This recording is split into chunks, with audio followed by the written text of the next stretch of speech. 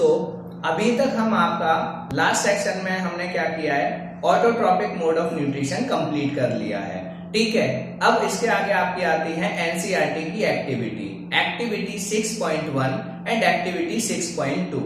अब ये सारी मैं डिटेल में तो नहीं बताऊंगा, बट आपको इससे रिलेटेड जो जरूरी क्वेश्चंस हैं और इसको किस पर्पस के लिए किया गया है, ये चीज मैं आपको जरूर बताता हूँ। ठीक है, तो एक्टिविटी 6.1 को किया क्यों गया है ये जान लीजिए। एक्टिविटी 6.1 को इसलिए परफॉर्म किया गया है ताकि आपको ये पता चल जाए कि किसी लीव्स के अंदर या जो प्लांट का पार्ट है जहां पे फूड स्टोर होता है, और बेसिकली क्या, लीव्स, तो जो आपका प्लांट की लीव्स हैं क्या उनके अंदर स्टार्च प्रेजेंट है या नहीं। तो अगर आप कहीं पर ये चेक करना चाहते हैं कि स्टार्च प्रेजेंट है या नहीं, तो आप कैसे चेक करेंगे, आप कौन सा टेस्ट परफॉर्म करेंगे, आप किस प्रोसीजर को फॉलो करेंगे, ये आपको बताया गया है एक्टिविटी 6.1 में। 6.1 में आप बेसिकली क्या चेक करते हैं, प्रेजेंस ऑफ स्टार्च, कि आपका स्टार्च प्रेजेंट है, तो उसको करने के लिए आप कौन सी एक्टिविटी करेंगे, कौन सा जो है क्रियाकलाप करेंगे। तो आइए जानते हैं एक्टिविटी 6.1 में क्या है। मैं आपको जनरल पहले बता देता हूं, फिर उसकी डिटेल में लेके चलूंगा। आपको क्या करना है दोस्तों, एक पौधा लेना है, हेल्दी प्लांट। ठीक है, उस पौधे को आपको क्या करना है, अंधेरे कमरे में रखना है। अंधेरे कमरे में इसलिए रखना है ताकि उसके अंदर जितना भी स्टार्च प्रेजेंट है वो सारा खत्म हो जाए। क्योंकि सपोज आपने 4 रोटी खाई, तो 4 रोटी से जो आपको एनर्जी मिलेगी वो कितने टाइम तक मिल सकती है भाई। कुछ एनर्जी आपने तुरंत इस्तेमाल कर ली होगी, कुछ एनर्जी आपने बचा के रख ली होगी कि मैं इसको बाद में इस्तेमाल करूंगा। तो जो बाद के लिए आपने बचा के रखी है, ठीक है, हमारी बॉडी में तो वो स्टोर होती है ग्लाइकोजन की फॉर्म में, पर प्लांट के अंदर स्टोर होती है स्टार्च की फॉर्म में। तो वो जो स्टार्च है वो कितना बचा है, ठीक है, तो उसको आप अंधेरे कमरे में रखेंगे। अंधेरे कमरे में रखने के बाद उसको 6 घंटे धूप में रखेंगे, पौधे को या गमले को। फिर उसमें से एक पत्ती तोड़ेंगे, ठीक है, उस पत्ती की आप किसी शीट पे ड्राइंग बनाएंगे और उसमें देखेंगे कि आपका जो स्टार्च है वो कहां कहां पे प्रेजेंट है। उसके बाद उसको क्या करना है, पानी में थोड़ा सा गर्म करना है, फिर उसको अल्कोहल का जो सॉल्यूशन है उसमें डालना है। पर अल्कोहल सॉल्यूशन में डालने के बाद उसको डायरेक्ट हीट नहीं करना।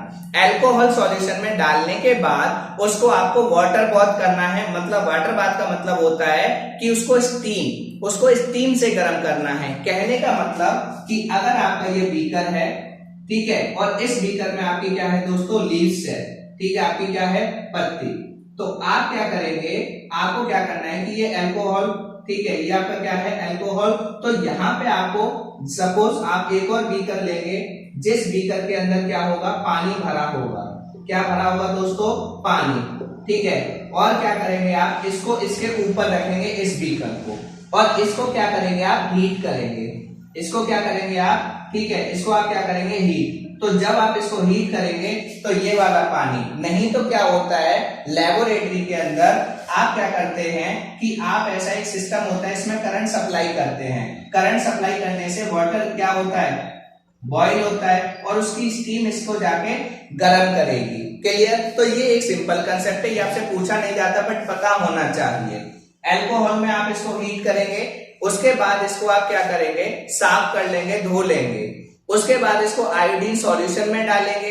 अब यहां से बहुत जरूरी पॉइंट है कि आप इसको आयोडीन सॉल्यूशन में क्यों डालेंगे, आयोडीन सॉल्यूशन में आप इसको क्यों पुट करेंगे, क्या रीजन है, आयोडीन सॉल्यूशन का इस एक्टिविटी में क्यों इस्तेमाल होता है। आयोडीन सॉल्यूशन ही आपका वो सब्सटेंस है या वो एजेंट है जो स्टार्च की प्रेजेंस को बताता है। इस एक्टिविटी में बेसिकली आपको यही काम करना है कि आपको आयोडीन सॉल्यूशन डालने के बाद अगर इस पत्ती का कलर चेंज होता है, इसका मतलब इसमें स्टार्च प्रेजेंट है। अगर इस पत्ती का कलर चेंज नहीं होता तो इसमें स्टार्च प्रेजेंट नहीं होगा। तो आपने क्या सीखा कि अगर आप स्टार्च की प्रेजेंस को चेक करना चाहते हैं तो आप किसकी मदद से चेक कर सकते हैं, with the help of iodine solution, with the help of iodine solution. ये ध्यान रखिएगा दोस्तों कि आयोडीन सॉल्यूशन की मदद से ही आप किसकी चेकिंग करते हैं, किसकी प्रेजेंस को चेक करते हैं, स्टार्च की प्रेजेंस को।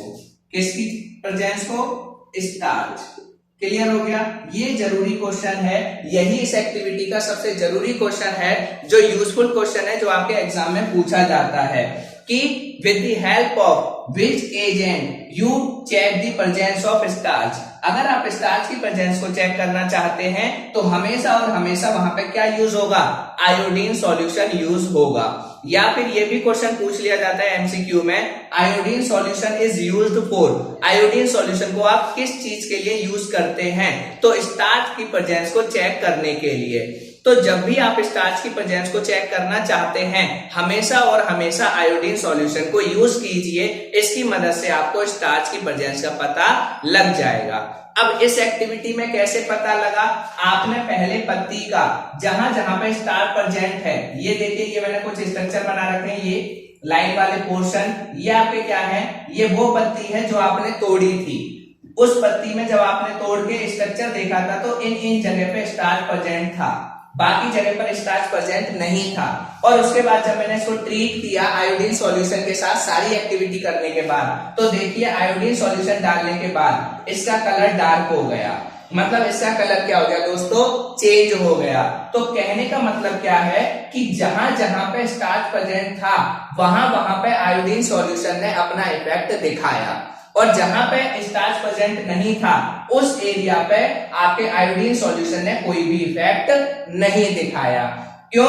क्योंकि आयोडीन सॉल्यूशन सिर्फ और सिर्फ कहां पे रिएक्ट करेगा या कहां पे अपने कैरेक्टर रिप्रेजेंट करेगा? वो पोर्शन होंगे आपके क्या, जहां पे स्टार्च प्रेजेंट होगा। अगर स्टार्च होगा तो आयोडीन वहां पे कुछ चेंजेस दिखाएगा, अगर स्टार्च प्रेजेंट नहीं होगा तो आयोडीन आपके कोई भी चेंजेस नहीं दिखाएगा। तो ये आपका कंसेप्ट है, ये आपको जरूर ध्यान रखना है कि स्टार्च की प्रेजेंस को आप किससे चेक करते हैं? With the help of iodine solution. Iodine solution starch की प्रेजेंस को चेक करने में हेल्प करता है। उसके बाद कैसे, इस एक्टिविटी से हमने ये जाना है। क्लियर? तो एक्टिविटी 6.1 आपकी कंप्लीट हो जाती है। इससे बस यही क्वेश्चन आता है कि स्टार्च को प्रेजेंस को कैसे चेक करेंगे? तो कैसे चेक करेंगे? आयोडीन सॉल्यूशन की मदद से। यह आयोडीन सॉल्यूशन कहां पे यूज होता है? स्टार्च की प्रेजेंस को चेक करने के लिए। अब एक क्वेश्चन और आ सकता है, स्टार्च किस किस में प्रेजेंट होता है? तो स्टार्च आपका आलू में प्रेजेंट होता है, ठीक है, जो आपके आलू होते हैं, पोटैटोज हो गए। तो ऐसी चीजें जिनके अंदर कार्बोहाइड्रेट प्रेजेंट है, जिनसे आपको इंस्टेंट एनर्जी मिलती है, उन सब में बेसिकली आपका स्टार्च, आप समझ सकते हो। बाकी आप आलू का समझ लीजिए। इस तरीके से आपको क्वेश्चन को रिलेट करने में या सॉल्यूशन देने में आसानी हो जाएगी। तो आपको समझ में आया स्टार्च की प्रेजेंस को कैसे चेक करते हैं पत्ती के अंदर? तो with the help of iodine solution. और एक्टिविटी कैसे करेंगे वो सारा आप एक बार एनसीईआरटी में देख लेंगे, बट कोर जो चीजें हैं, जरूरी चीजें, वो मैंने आपको डिस्क्राइब कर दी। ठीक है, अब चलते हैं एक्टिविटी 6.2, क्योंकि यहां से भी एमसीक्यू का क्वेश्चन बनता है। ये चीजें ये नोट कर लेना, ये वाला पॉइंट दोस्तों। स्टार्च की प्रेजेंस को आप किससे चेक करेंगे? आयोडीन सॉल्यूशन की मदद से।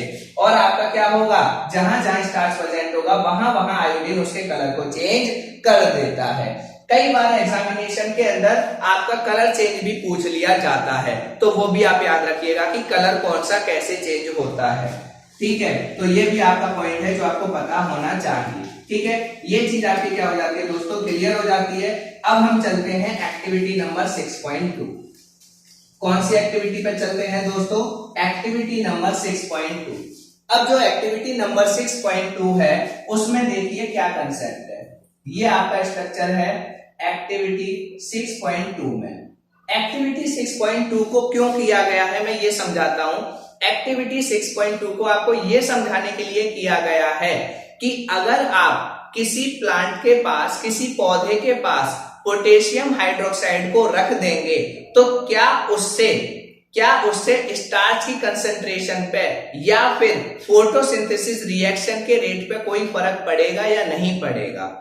मतलब क्या आपकी स्टार्च की कंसंट्रेशन या स्टार्च को आप स्किप करके ज्यादा अच्छा, जो ज्यादा फोकस किया है इस एक्टिविटी पे, वो किस पे किया गया है? आपका फोटोसिंथेसिस प्रोसेस। कि क्या फोटोसिंथेसिस प्रोसेस दोनों प्लांट में सेम रेट से होगी या अलग अलग रेट से होगी। तो बेसिकली आपको ये पता करने की कोशिश की गई है कि रोल ऑफ पोटेशियम हाइड्रोक्साइड को यूज करने की वजह से क्या होता है। तो आइए जानते हैं पोटेशियम हाइड्रोक्साइड को यूज करने की वजह से फोटोसिंथेसिस पे क्या होगा। ये आपका जार ए है, ये आपका जार बी है। आपने क्या किया, दो हेल्दी पौधे लिए, गमले लिए, ठीक है, उसमें भी सेम उनको अंधेरे कमरे में रखा, स्टार्च की कंसेंट्रेशन में फर्क आया, वो आपको पता है, जितना होगा खत्म, ये सारी चीज। बाकी वो स्टेप्स आप चलिएगा, मैं आपको मेन चीज पे लेके चलता हूं। आपने ये सारा काम किया, इसको बेल जार से मतलब एक बर्तन से आपने ढक दिया इन दोनों को। इन दोनों को ढकने से पहले आपने क्या किया दोस्तों, जो आपका ए वाला प्लांट है उसके साथ आपने एक चाइना डिश, एक वॉच ग्लास रख दी और उस वॉच ग्लास के अंदर आपने क्या रखा है, पोटेशियम हाइड्रोक्साइड। क्या रखा है, KOH। अब ये जो पोटेशियम हाइड्रोक्साइड या KOH रखा है ए के साथ, और इसको आपने क्या कर दिया, बंद कर दिया, बेल जार ऊपर से लगा दिया। इसी तरीके से आपने बी वाले प्लांट के साथ या गमले के साथ सिर्फ और सिर्फ आपने वो गमला लिया है जिसको अंधेरे कमरे में रखा था, और अंधेरे कमरे में रखने के बाद सूरज की रोशनी में फिर आपने इसको एक्टिविटी में किया इस्तेमाल, ठीक है। तो ये सिर्फ वो गमला है और ये वो गमला है जिसके साथ आपने रखा, इसको अंधेरे कमरे में से निकालने के बाद धूप में रखने के बाद यहाँ पे रखा, बट इसमें क्या किया आपने, पोटेशियम हाइड्रोक्साइड का इस्तेमाल किया। अब इस और इसमें क्या अंतर होगा सॉरी, इस और इसमें क्या डिफरेंस होगा, इसको समझते हैं। जो ए वाली एक्टिविटी है, ए वाली एक्टिविटी में फोटोसिंथेसिस ज्यादा तेजी से होगा या बी वाली में ज्यादा तेजी से होगा, कौन सी में क्या हो सकता है, रीजन जानते हैं, ठीक है। तो रीजन क्या है, जो पोटेशियम हाइड्रोक्साइड जो रखा हुआ है ना, इस पोटेशियम हाइड्रोक्साइड वाले में पोटेशियम हाइड्रोक्साइड की एक आदत होती है, ये क्या कर लेता है, एब्जॉर्ब CO2। ये पॉइंट ध्यान रखना, पोटेशियम हाइड्रोक्साइड क्या करता है, एब्जॉर्ब CO2। ये कार्बन डाइऑक्साइड को एब्जॉर्ब कर लेगा, और जब ये कार्बन डाइऑक्साइड को एब्जॉर्ब कर लेगा, इसका मतलब इस पौधे की पत्तियों में कार्बन डाइऑक्साइड की कमी हो गई। भाई इसने क्या कर लिया, कार्बन डाइऑक्साइड को, जितनी कार्बन डाइऑक्साइड इस कमरे में या यहाँ पे होगी, ये सारी कार्बन डाइऑक्साइड को क्या कर लेगा, एब्जॉर्ब कर लेगा। जब ये सारी कार्बन डाइऑक्साइड अपने पास ले लेगा तो इन पत्तियों पे या इस गमले में कार्बन डाइऑक्साइड का लेवल बहुत कम हो जाएगा। पर इस वाले में क्या कम होगा कार्बन डाइऑक्साइड का लेवल? नहीं, क्योंकि यहाँ तो कोई ऐसी चीज नहीं रखी। तो यहाँ कार्बन डाइऑक्साइड की कंसेंट्रेशन डिक्रीज हो जाएगी और यहाँ कार्बन डाइऑक्साइड की कंसेंट्रेशन उतनी ही रहेगी जितनी की पहले थी। तो इससे क्या फर्क पड़ा? इससे फर्क क्या पड़ेगा दोस्तों? फोटोसिंथेसिस प्रोसेस पे फर्क पड़ेगा। किस पे फर्क पड़ेगा? Photosynthesis process. क्योंकि मैंने आपको बताया था फोटोसिंथेसिस प्रोसेस के लिए वाटर चाहिए, कार्बन डाइऑक्साइड चाहिए, ठीक है, आपका क्लोरोफिल चाहिए, क्लोरोफिल, और साथ के साथ आपका क्या चाहिए? सनलाइट चाहिए। मैंने बोला था कि ये चारों में से एक भी चीज गायब हो गई तो आपकी फोटोसिंथेसिस प्रोसेस नहीं होगी। वाटर इसमें है, क्लोरोफिल भी है, सनलाइट भी है। फर्क किसका पड़ रहा है? Carbon dioxide. एक में कार्बन डाइऑक्साइड है लेस और दूसरे में कार्बन डाइऑक्साइड है हाई। अब होगा क्या कि जिसमें कार्बन डाइऑक्साइड कम होगी उसमें फोटोसिंथेसिस की प्रोसेस भी क्या होगी? कम। और जिसमें कार्बन डाइऑक्साइड ज्यादा होगी उसमें फोटोसिंथेसिस की प्रोसेस भी क्या होगी? ज्यादा। इसका मतलब कि इस एक्टिविटी से आपको यह पता चला कि अगर मैं किसी प्लांट के पास कार्बन डाइऑक्साइड को रख लूं, पोटेशियम हाइड्रोक्साइड को रख लूं, तो वो पोटेशियम हाइड्रोक्साइड उस पूरे एटमॉस्फेयर की जो भी उसकी सराउंडिंग होगी उसमें से कार्बन डाइऑक्साइड को एब्जॉर्ब कर लेगा। अगर वो कार्बन डाइऑक्साइड को एब्जॉर्ब कर लेगा इसका मतलब उस प्लांट पे कार्बन डाइऑक्साइड की कमी हो जाएगी, और अगर कार्बन डाइऑक्साइड की कमी होगी तो क्या वो फोटोसिंथेसिस रिएक्शन बहुत तेजी से या कर पाएगा? आंसर होगा नहीं। अगर कार्बन डाइऑक्साइड कम होगी तो कम कर पाएगा, अगर पूरी कार्बन डाइऑक्साइड सारी की सारी इसने एब्जॉर्ब कर ली तो फिर ये पौधा फोटोसिंथेसिस रिएक्शन नहीं कर पाएगा। मतलब आपने effect of potassium hydroxide on photosynthesis देखा कि पोटेशियम हाइड्रोक्साइड को यूज करके फोटोसिंथेसिस पे क्या फर्क पड़ता है। तो आपने देखा कि पोटेशियम हाइड्रोक्साइड को यूज करने से फोटोसिंथेसिस क्या हो जाती है? प्रोसेस घट जाती है। क्यों घट जाती है? क्योंकि पोटेशियम हाइड्रोक्साइड कार्बन डाइऑक्साइड को एब्जॉर्ब कर लेता है, तो कार्बन डाइऑक्साइड का लेवल डिक्रीज हो जाता है, जिसकी वजह से फोटोसिंथेसिस प्रोसेस का रेट भी चेंज हो जाता है, बदल जाता है। एक्टिविटी 6.1 और 6.2 के जो कोर क्वेश्चंस हैं वो आपके क्लियर हो गए। यही क्वेश्चन आपसे पूछा जाता है एक्टिविटी में, role of potassium hydroxide. But इसी से रिलेटेड एक और क्वेश्चन आता है जर्मिनेटेड सीड वाला, कि जब आप फोटोसिंथेसिस की रिएक्शन करना चाहते हैं तो आप जर्मिनेटेड सीड को क्यों यूज करते हैं, तो वहां पे पोटेशियम हाइड्रोक्साइड का रोल अलग हो जाता है। ठीक है, वो जब आप लेबोरेटरी में एक्सपेरिमेंट करेंगे, आपके टीचर्स आपको कराएंगे जर्मिनेटेड सीड को यूज करके। ठीक है, जर्मिनेटेड सीड को क्यों यूज किया जाता है वो आपको बताएंगे। बट बेसिकली जब इससे रिलेटेड पोटेशियम हाइड्रोक्साइड आए तो ध्यान रखना कि पोटेशियम हाइड्रोक्साइड कार्बन डाइऑक्साइड को एब्जॉर्ब कर लेता है, जिससे फोटोसिंथेसिस प्रोसेस का रेट स्लो हो जाता है, डिक्रीज हो जाता है। क्लियर? तो ये आपकी कंडीशन कंप्लीट हुई। अब इसमें थोड़ा सा आपको ध्यान रखना है, एक जनरल पॉइंट, जो वाटर है, प्लांट क्या करता है, वाटर को यूज करता है, कहां से, जमीन से ले लेता है। भाई वाटर को कहां से ले लेता है, जमीन से। अब प्लांट्स को क्या चाहिए दोस्तों, ये ध्यान रखना, प्लांट को ग्रोथ करने के लिए, मैंने पहले भी शायद आपको बताया होगा, NPK, मैंने ये पॉइंट लिखवाए थे कि आपका N किसको रिप्रेजेंट करता है, नाइट्रोजन, ठीक है, P किसको रिप्रेजेंट करता है, फॉस्फोरस, और K किसको रिप्रेजेंट करता है आपका, पोटेशियम। तो इसका मतलब क्या है, इसका मतलब ये हुआ कि प्लांट्स को ग्रोथ करने के लिए सबसे ज्यादा जरूरत पड़ती है NPK की, नाइट्रोजन, फॉस्फोरस और पोटेशियम। अगर ये कम होंगे, इनमें भी सबसे ज्यादा जो आपकी प्लांट के लिए जरूरी होता है ग्रोथ के लिए, वो होती है नाइट्रोजन। जिस मिट्टी में नाइट्रोजन की कमी होगी वहां पे प्लांट ग्रोथ नहीं कर सकते। अगर प्लांट को अच्छे तरीके से ग्रोथ कराना है तो उसको न्यूट्रिशन जो चाहिए, वो सबसे ज्यादा कौन सा न्यूट्रिशन चाहिए, नाइट्रोजन, उसके बाद फॉस्फोरस, उसके बाद पोटेशियम। अगर नाइट्रोजन नहीं मिलेगा तो आपका प्लांट ग्रोथ नहीं कर सकता। अब नाइट्रोजन जो लेते हैं प्लांट्स, वो क्या करते हैं दोस्तों, इनऑर्गेनिक फॉर्म में लेते हैं। जो आपकी डायरेक्ट, जैसे हम लोग क्या करते हैं, डायरेक्ट ऑक्सीजन ले लेते हैं एटमॉस्फेयर से, प्लांट डायरेक्ट नाइट्रोजन को यूज नहीं करते। क्या करते हैं, प्लांट्स आपकी जो नाइट्रोजन है उसको लेंगे, जमीन में जाएगी, जमीन में आपका बैक्टीरिया प्रेजेंट होता है जो एटमॉस्फेरिक नाइट्रोजन को और सिंपलर फॉर्म में ब्रेक कर देता है। तो प्लांट्स नाइट्रोजन की कौन सी, डायरेक्ट नाइट्रोजन को यूज करते हैं, नहीं। एटमॉस्फेरिक नाइट्रोजन को यूज करते हैं, नहीं। आपकी प्लांट्स जो है वो नाइट्रोजन की नाइट्रेट्स और नाइट्राइट्स फॉर्म को यूज करते हैं। कौन सी फॉर्म को यूज करते हैं दोस्तों, याद रखिएगा, नाइट्रेट्स और नाइट्राइट्स। तो इस पॉइंट को लिख लीजिएगा, ये आपका 1 मार्क्स का क्वेश्चन बन सकता है कि क्या डायरेक्ट नाइट्रोजन को यूज करेंगे, आंसर होगा नो। तो कौन सी नाइट्रोजन को यूज करते हैं, आपकी जो आपका बैक्टीरिया, ठीक है, नाइट्रोजन, एटमॉस्फेरिक नाइट्रोजन को लेने के बाद वो उसको सिंपलर फॉर्म में तोड़ देता है, इनऑर्गेनिक। तो नाइट्रेट्स और नाइट्राइट्स की फॉर्म में आपके क्या करते हैं, प्लांट्स नाइट्रोजन को कंज्यूम करते हैं। ये पॉइंट ध्यान रखिएगा, ये एनसीईआरटी पे पॉइंट है। बेसिकली इनको अंडरलाइन करना होता है, बट आप ऑफलाइन ऑनलाइन में या लाइव क्लासेस में ये पॉसिबल नहीं है, ठीक है। तो आप इसको ध्यान रखिएगा कि क्या करते हैं, वो नाइट्रेट्स और नाइट्राइट्स की फॉर्म में नाइट्रोजन को कंज्यूम करते हैं। तो ये सारा टॉपिक आपका कंप्लीट। अब हम चलते हैं हेट्रोट्रॉपिक, ठीक है, हेट्रोट्रॉपिक न्यूट्रिशन की तरफ। अब जो हेट्रोट्रॉपिक न्यूट्रिशन होता है, इसमें आपको कुछ पॉइंट्स हैं जो जानने हैं, ठीक है। हेट्रोट्रॉपिक न्यूट्रिशन में क्या पॉइंट है, वैसे तो आपको पता है कि हेट्रोट्रॉपिक न्यूट्रिशन के अंदर ही सारे के सारे न्यूट्रिशन आते हैं, चाहे वो आपका होलोजोइक न्यूट्रिशन हो, चाहे वो आपका पैरासाइटिक न्यूट्रिशन हो, चाहे वो सैप्रोफाइटिक न्यूट्रिशन हो। क्यों? क्योंकि ऑटोट्रॉपिक न्यूट्रिशन वो होता है जिसमें प्लांट या कोई भी ऑर्गेनिज्म अपना खाना खुद बनाता है, और बाकी में कोई भी ऐसा केस नहीं है जिसमें ऑर्गेनिज्म अपना खाना खुद बनाता हो।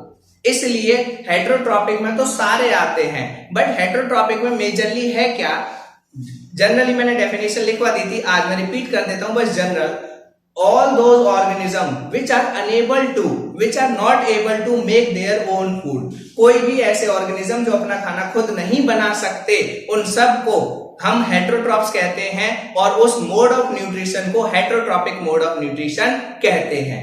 हेट्रोट्रॉपिक मोड ऑफ न्यूट्रिशन में आपके तीनों आ जाएंगे, सैप्रोफाइटिक, पैरासाइटिक और होलोजोइक। कायदे से तो ये इसी कैटेगरी के अंदर आते हैं, बट आप अलग अलग पढ़ते हैं तो आप अलग अलग कर सकते हैं।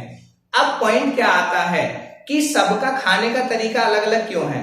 अगर बहुत अच्छा होता, अगर सबका तरीका एक ही होता, या तो हम सब क्या करते, पौधे की तरह खाना खाते, कुत्ता भी उसी तरीके से खाता है, इंसान भी, बिल्ली भी, शेर भी, ठीक है, सब एक ही तरीके से खाना खाते जैसे पौधे खाते हैं, या फिर सब लोग हमारी तरह खाते जैसे हम लोग खाते हैं। तो यार इतनी सारी चीजें अलग अलग पढ़ने की जरूरत नहीं पड़ती और हमारे लिए काम बहुत क्या हो जाता, आसान। अब ये जो हुआ, ये क्यों हुआ? ये जो ऑर्गेनिज्म होते हैं ये अलग अलग तरीके से खाना क्यों खाते हैं, इसका क्या रीजन हो सकता है दोस्तों? तो हेटेरोट्रॉपिक मोड ऑफ न्यूट्रिशन में आपको ये जवाब दिया गया है। जैसे ही आप एनसीईआरटी की हेटेरोट्रॉपिक न्यूट्रिशन वाली हेडिंग उठाएंगे तो उसमें ये लिखा हुआ है कि organism different mode of nutrition क्यों फॉलो करते हैं। इसका बेसिक आंसर है एक, availability of the food, type and availability of the food. मैं लिख देता हूं यहां पे, ठीक है, क्या? Type and availability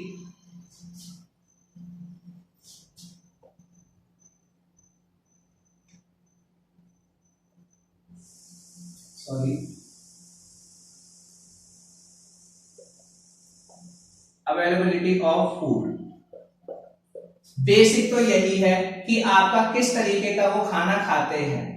type and availability of food, सबसे पहला कोर वर्ड तो यही है कि उनके लिए किस तरीके के खाना प्रेजेंट है और वो किस तरीके का खाना खाते हैं।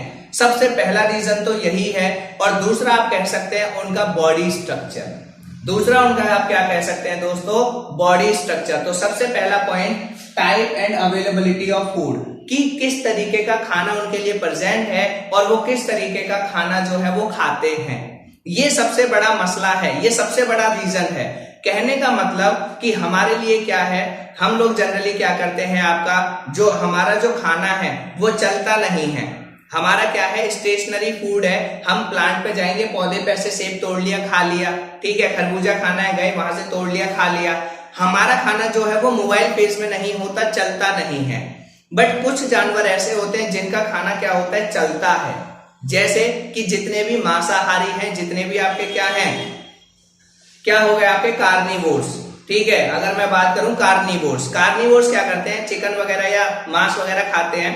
तो ये क्या करते हैं, इनका खाना इनको शिकार करना पड़ता है। जब इनको शिकार करना पड़ता है, इनका खाना कैसा है, चलने वाला, इसलिए इनका टाइप ऑफ न्यूट्रिशन अलग हो गया।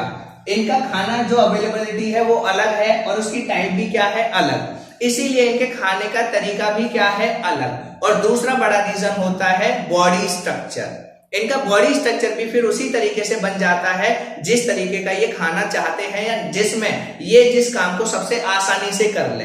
उनका बॉडी स्ट्रक्चर कुत्ते बिल्ली का या शेर का, उसका इसलिए ऐसा है क्योंकि वो उस बॉडी स्ट्रक्चर में शिकार आसानी से कर सकते हैं और उसी स्ट्रक्चर में वो मांस को आसानी से कंज्यूम कर सकते हैं।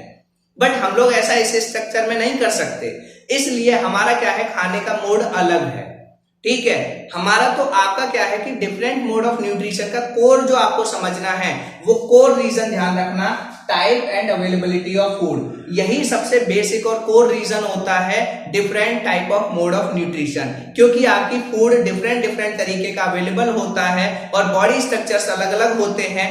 इसीलिए जो आपके न्यूट्रिशन लेने के तरीके होते हैं, एनर्जी लेने के तरीके होते हैं, सबके क्या होते हैं दोस्तों, अलग अलग होते हैं।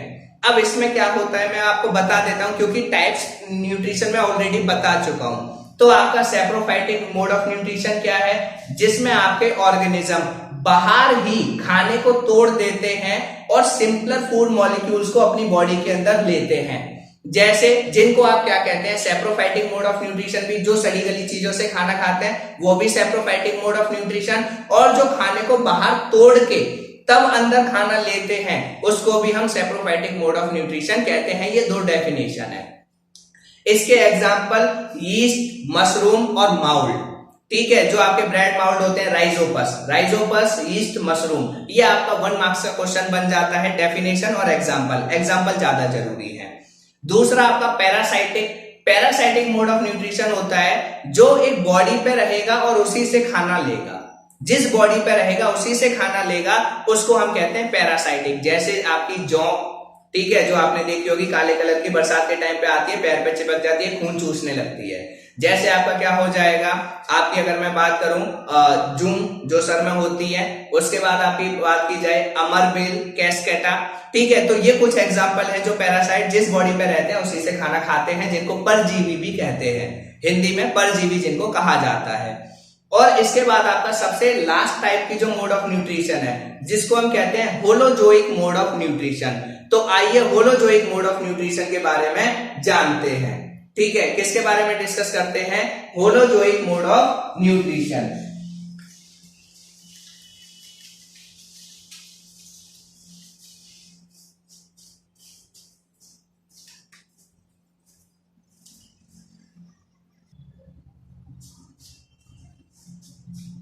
दोस्तों होलोजोइक न्यूट्रिशन की हम बात कर रहे थे। होलोजोइक मोड ऑफ न्यूट्रिशन में मैंने आपको एग्जांपल बताया था किसका, अमीबा का। ठीक है, तो अमीबा का हमने स्ट्रक्चर्स भी ड्रॉ कर लिया है कि वो किस तरीके से अपने न्यूट्रिशन को ऑब्टेन करता है।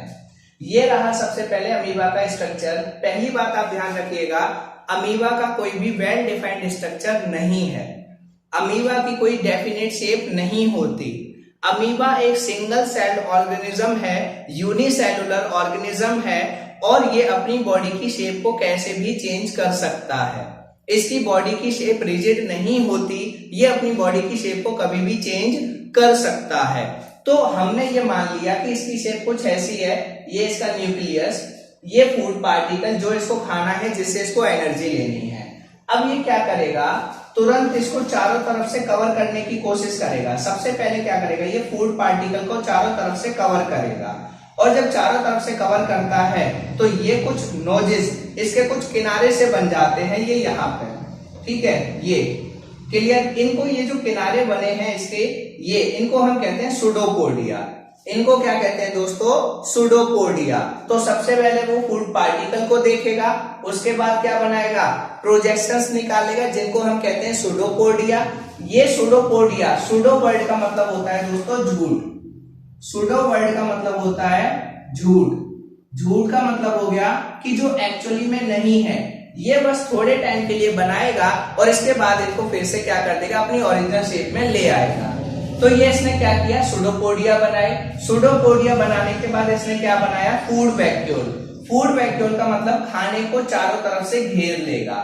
खाने को जब चारों तरफ से घेर लेगा, इसके बाद यहीं पे ये इसको तोड़ना शुरू कर देगा फूड पार्टिकल को, और इसको अपनी बॉडी में यहां से ये एनर्जी ले लेगा, और जो वेस्ट मटेरियल होगा बिल्कुल इसी प्रोसेस से वेस्ट मटेरियल को क्या कर देगा, बाहर निकाल देगा।